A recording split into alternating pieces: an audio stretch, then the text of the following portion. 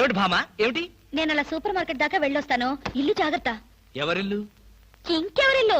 మనిల్లే. మన ఇల్లు ఎక్కడికి వెళ్తుంది? గోర్ఖాలాగా నేనుండగా.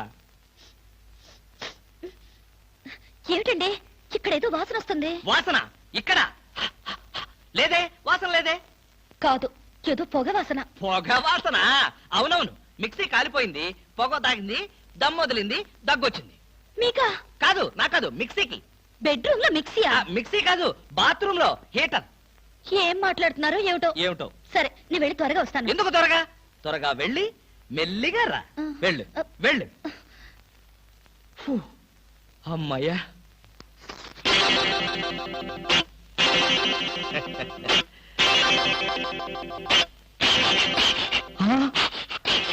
చస్తిని మహాప్రభో, ఇప్పుడు ఏమిటి నా గతి?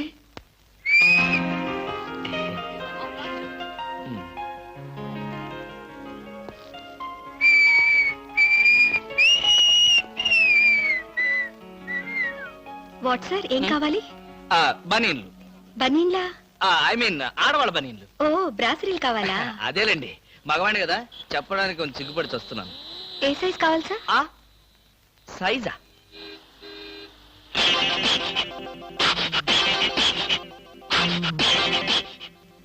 ఇది ఏ సైజు?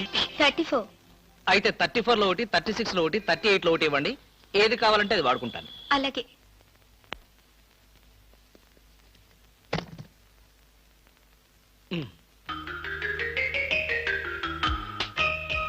ఎబ్బే, మరీ చిన్నది.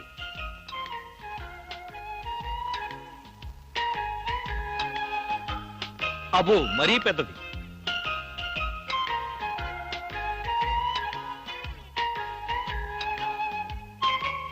కరెక్ట్. ఇంకా ఇదెందుకు?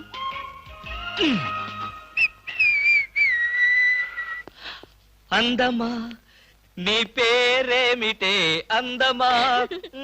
ఏమిటి ఆనందం? చెప్పను, చెప్పలేను, చెప్పుకోలేను. మేఘాన్ని చూసి నెమలి ఎందుకు ఆడుతుందో, సూపర్ మార్కెట్ నుంచి వచ్చిన నిన్ను చూసి నేను కూడా అందుకే ఆడుతున్నాను. బాగానే ఉంది మీ అల్లరి. అమ్మాయి ఏమిటండి బాబాయ్ గారు అదోలా ఉన్నారు? ఏముంది, ఏదో చెత్త పని చేసుంటాడు. చెప్పుకోలేక, తలెత్తుకోలేక షూ వంక చూస్తూ తలదించుకుని నిలబడ్డాడు. ఆకాశరామయ్య గారు, ధైర్యంగా ఏ బేవర్స్ పని చేశారో చెప్పండి, నేను మిమ్మల్ని క్షమించేస్తాను.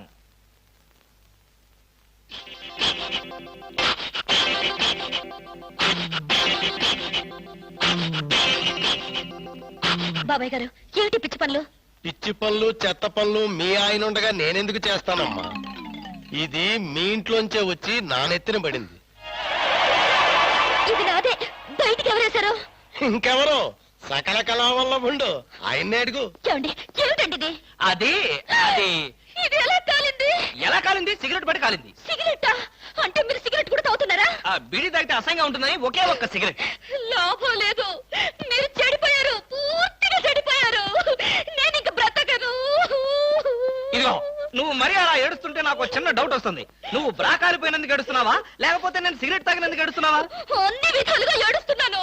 ఎందుకు అన్ని విధాలుగా ఏడవటం? బ్రా పోయినందుకు కొత్త బ్రా కొనుక్కొచ్చాను కదా, ఒక విధంగా ఏడవడం మాని. కొత్త బ్రా కొన్నారా? సైజు మీకెలా తెలుసు? ఎలా అంటే, మీ పద్ధతి మార్చుకోకపోతే ఏదో ఒక రోజు నేను ఇల్లు వదిలి వెళ్ళిపోవడం ఖాయం. యావయ్యా కృష్ణమూర్తి, బ్రా కాలినందుకు ఒక కేసా, కొత్త బ్రా కొన్నందుకు ఇంకో కేసా, సిగరెట్ కాల్చినందుకు మరో కేసా? కృష్ణమూర్తి, హర్షద్ మెహతా మీద కూడా ఇన్ని కేసులు లేవయ్యా. అసలు నీకు తెలియని విద్య అంటూ ఏమీ లేదనుకుంటాను. నాకు తెలియని విద్యల్లా ఒక్కటే, మనుషుల్ని చంపటం. ఓహో, వచ్చే ఆదివారం నాడు హాఫ్ డే సెలవు పెట్టి మిమ్మల్ని చంపేద్దాం అనుకుంటున్నాను. నువ్వు హత్య చేస్తానన్నా నేను భయపడ్ను.